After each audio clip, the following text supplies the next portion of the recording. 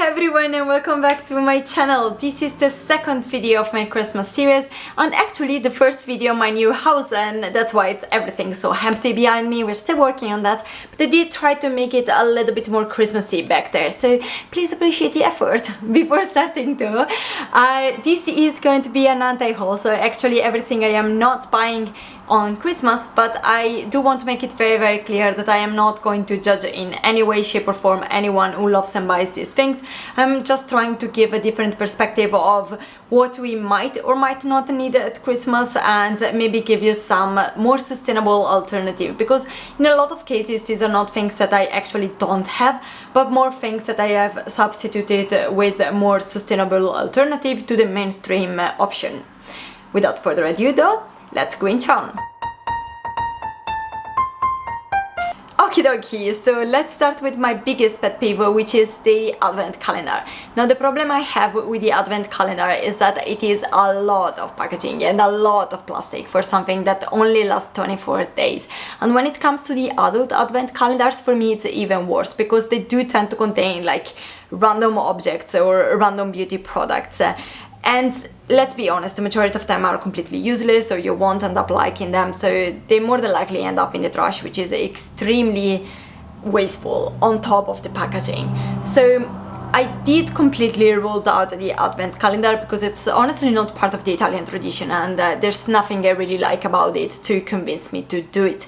But if you do like it, I completely understand it, and what you can do instead is either finding a reusable one, so you can always use the same calendar, just fill it in with different things every year, or you can make one yourself, which would be amazing. And of course in this way you will fill it with things that you know you or the other person will absolutely love, so it won't be wasteful even if it is a mini size. And if you do the calendar in this way, it's not only sustainable, but it's also way more personal. Number 2 is festive clothes. I did completely stop buying festive clothes, and that's because honestly they are so recognizable that it's very difficult to use them past the holiday season. And if you are one of those persons that don't like to wear the same outfit for the same event twice, then these are very recognizable. It's very difficult that you will use them past that one time, so it is extremely wasteful, not only for the environment but also for your wallet. So what I'm doing instead is I do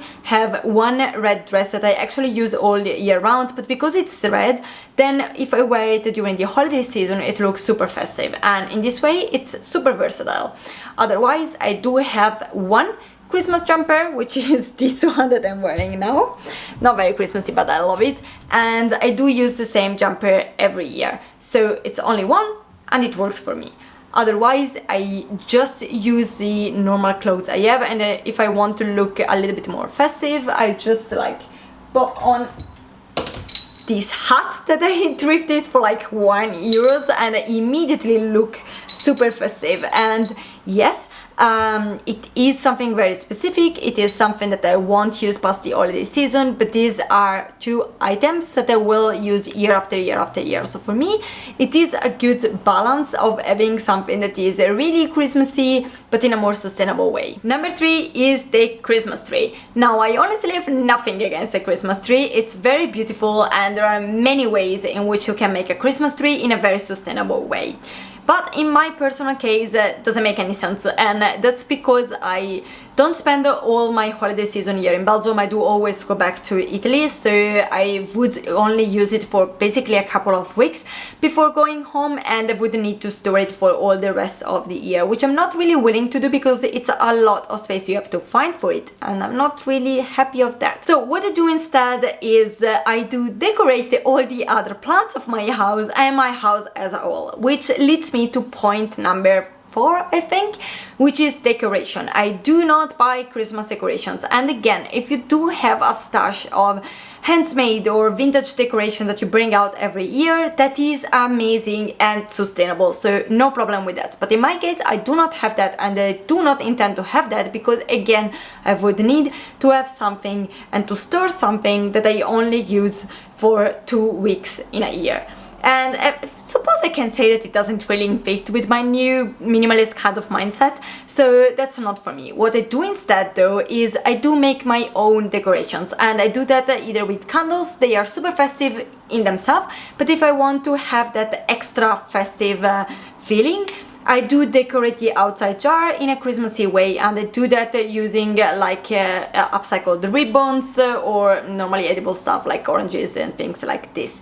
And for the rest of the house, I basically do the same. I create the decorations with pine cones like this one here that I really love, or with orange peel, oranges, with cinnamon sticks, with pine, how you call the pine branch, and things like this. So basically, paper, a lot with paper. All these things are either compostable or recyclable, so at the end of the holiday season I can just throw them away.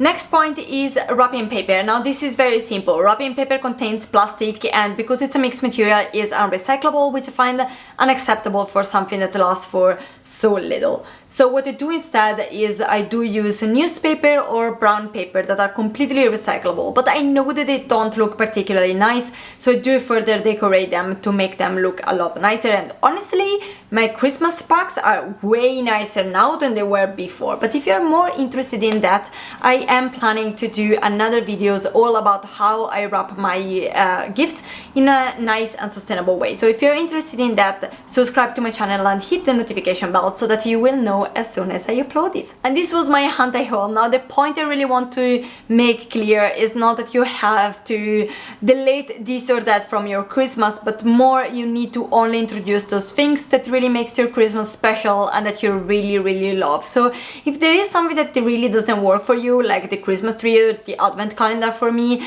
then you don't have to have it just because everyone around you says that you have to have it. But if there is something that really makes your Christmas special and it's a tradition you love, then you need to keep it, because it is something that makes your Christmas your Christmas. So you can find more sustainable alternative without having to roll it completely out.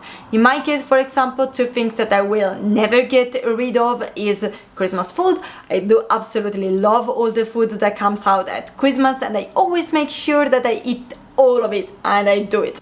And the second tradition is the Befana, which is an Italian tradition. It's an old lady that it's supposed to bring you sweets on the 6th of January. And despite the fact that normally this is something that is discontinued when you reach, I don't know, 10, in my case, I love it. So even if I'm 30, I'm still doing it. But I do use the same sock year after year after year, so at least I managed to keep it more sustainable. But that's an example of something that for a lot of people would be completely stupid, and for me it's very important.